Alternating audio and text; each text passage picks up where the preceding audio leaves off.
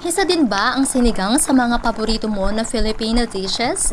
Tara, pag-usapan natin ang kasaysayan ng sinigang. Ang sinigang ay hango sa salitang sigang na ang ibig sabihin ay to stew. Ito ay may maasim na sabaw na mula sa maaasim na prutas, karaniwang sampalok at hindi suka. Ang sinigang ay isa sa mga pinakamatandang pagkain sa bansa dahil ito ay nag-exist na sa Pilipinas bago pa man tumuntong ang sinumang mananakop sa bansa.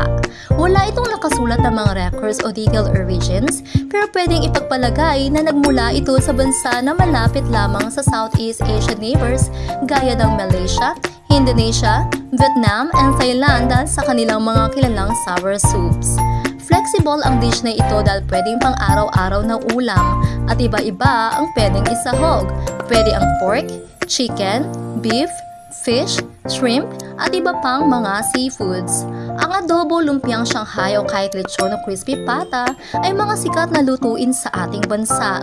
Pero, ibida din natin ang sinigang dahil naku, nation's favorite din ito.